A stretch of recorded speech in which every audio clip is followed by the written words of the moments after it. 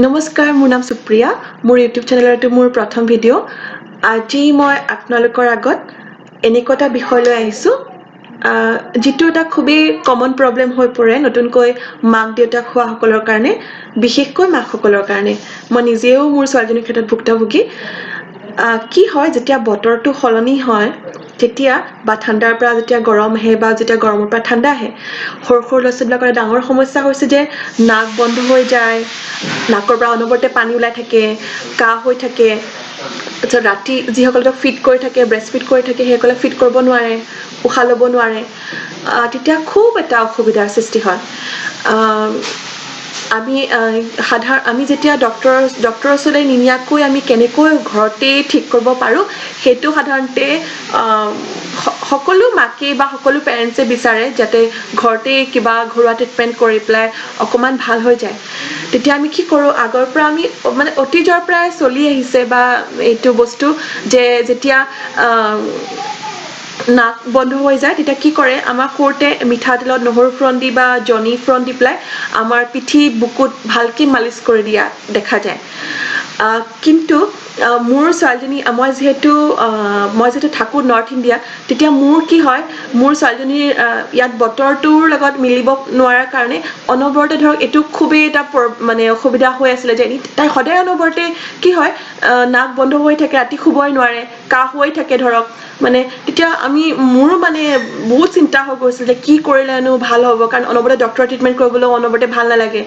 তেতিয়া কি হয়, মোৰ ওচৰৰ এগৰাকী আণ্টিয়ে মোক কিছুমান উপায় দিছিলে যে এইকেইটা কৰিবাচোন, যে তোমাৰ তেতিয়া ডক্টৰত যেতিয়া অকণমান প্ৰথমতেই যেতিয়া বস্তুটো মানে দেখা দিয়ে বা মানে যেতিয়া অকণমানতে প্ৰথমতে তোমাৰ নাক বন্ধ হৈ যোৱা দেখা যায়, তুমি তেতিয়াই বস্তুটো এপ্লাই কৰিবা, তেতিয়া তুমি চাবা ভাল পাবা। কিন্তু মই সঁচাকৈ মোৰ ছোৱালীজনীৰ ক্ষেত্ৰত মই এইটো বস্তু এপ্লাই কৰিছিলোঁ, আৰু কৰাৰ পিছত দেখিছোঁ তাই বহুতখিনি মানে ভাল পাইছে।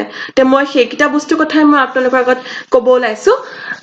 প্ৰথমটো হ'ল যে গৰু ঘিউটো মানে যিমানেই পুৰণা হয় সিমানেই কিন্তু তাৰ মানে কাম আৰু বেছি দিয়ে ধৰক।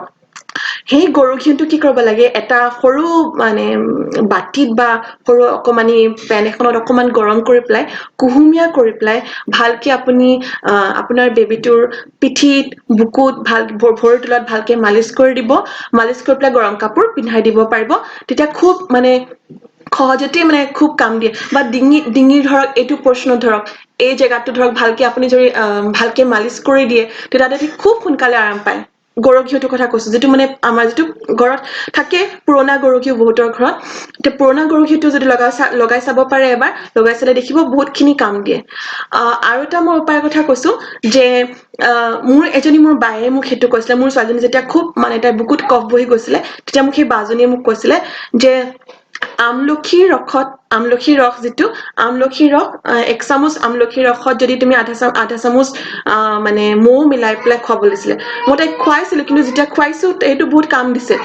ৰাতিপুৱা খালী পেটত খুৱাইছিলো মই। কিন্তু এনেওতো আমলখি বহুত পেটৰ কাৰণেও ভাল ধৰক, কিন্তু তেতিয়া আমলখিৰ ৰসৰ লগত যদি মৌ খুৱাই, সেইটোও কিন্তু বহুতখিনি মানে কাম দিয়ে। কফখিনি মানে কাহৰ কাৰণেও ভাল আৰু পেটৰ কাৰণেও ভাল, দুইটাৰ কাৰণে ভাল। আৰু এটা মই উপায়ৰ কথা কৈছো, সেইটো হৈছে কপোৰ। কপোৰটোতো এনেও খুবেই এটা ধুনীয়া গোন্ধ। যিহেতু আমাৰ গোঁসাই ঘৰবিলাকত ধূনা জ্বলাওঁতে কপোৰ দিয়া হয় বা চাকি জ্বলাওঁতে কপোৰ দিয়া হয়। কপোৰ এটা খুব ভাল ধুনীয়া গোন্ধ ওলায়। সেই কপোৰটো মানে আধা চামুচ গৰু ঘিউ যদি লয় আপুনি, আধা চামুচ গৰু ঘিউত আপুনি দুটা বা তিনিটা কৰ্পূৰ ল'ব পাৰে। দুটা বা তিনিটা কৰ্পূৰ লৈ পেলাই এখন পেনত কম জুইত একেবাৰে গৰম কৰি পেলাই কৰ্পূৰটো মিলোৱালৈকে আপুনি সেইটো মানে একদম মিলাই থাকিব। যেতিয়া গলি যাব, একদম কিন্তু কম জুইত হ'ব লাগিব। যেতিয়া হৈ যাব, বস্তুটো মিলি যাব কৰ্পূৰটো, তেতিয়া আপুনি এটা বতাহ সোমাব নোৱাৰা কণ্টেইনাৰত আপুনি ভৰাই ৰাখি থব। যেতিয়াই আপোনাৰ বেবীটোৰ যেতিয়া এনেকুৱা হয় বা এনেকুৱা অসুবিধা দেখা দিয়ে, তেতিয়া আপুনি অকণমান কুহুমীয়া কৰি পেলাই আপোনাৰ বেবীটোৰ পিঠিত, বুকুত বা ভৰিৰ তলত ভালকে মালিচ কৰি পেলাই গৰম কাপোৰ পিন্ধাই দিব, আৰু গৰম কাপোৰে ভালকে পিন্ধাই দিব, যাতে ঠাণ্ডা বতাহ যাতে নাপায় অলপো।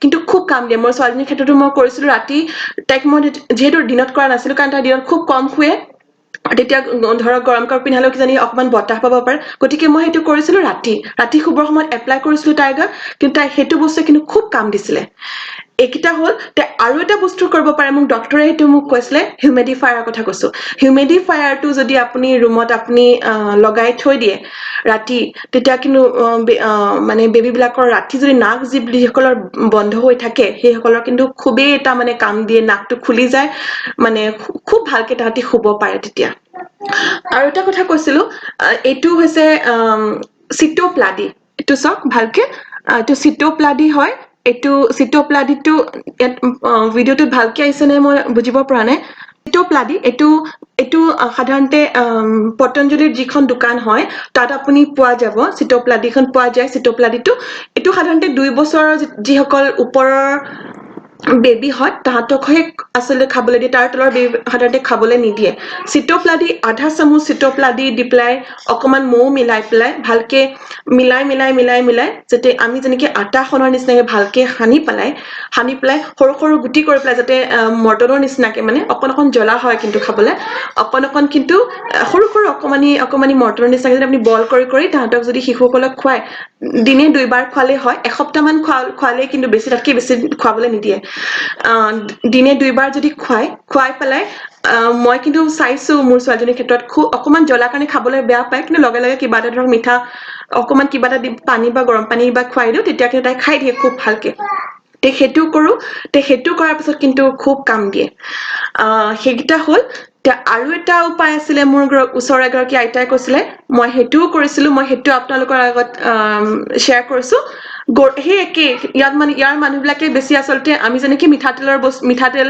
বা নহৰু ফুৰণ দি জনি ফুৰণ দি আমাৰ তাত বেছি ব্যৱহাৰ কৰো ইয়াত কিন্তু কি হয় বেছি গৰু ঘিউ ব্যৱহাৰ কৰে মানুহসকলে গৰু ঘিউত কি হয় গৰু ঘিউ আধা চামুচ গৰু ঘিউত নহয় সৰি 1 চামুচ গৰু ঘিউত আপুনি আধা চামুচ ৰক সল্ট যিটো আপুনি গেলামালৰ দোকান সহজতে উপলব্ধ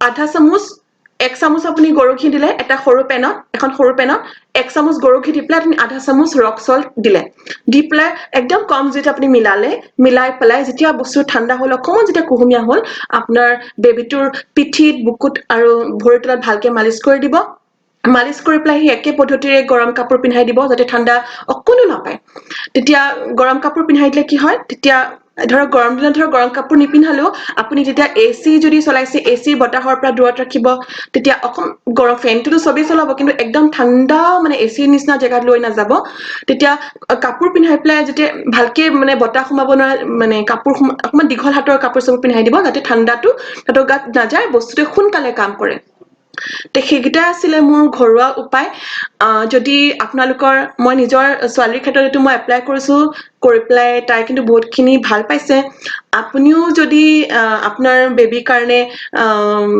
যদি আপোনাৰ বেবীৰ গা বেয়া হয় বা এনেকুৱা কিবা হয় তেতিয়া আপোনালোকেও নিজে এপ্লাই কৰিব পাৰে বা বেলেগ আপোনালোকৰ যিসকল বেলেগ পেৰেণ্টছ আছে তেওঁলোকৰ লগতো শ্বেয়াৰ কৰিব পাৰে আৰু যদি অকণমানো ভাল উপকাৰ হৈছে বুলি ভাবে প্লিজ লাইক কৰিব মোৰ ভিডিঅ'টো আৰু কমেন্ট কৰিব আৰু সাবস্ক্ৰাইব কৰিবলৈ নাপাহৰিব যাতে মই আৰু কিছুমান নতুন ভিডিঅ'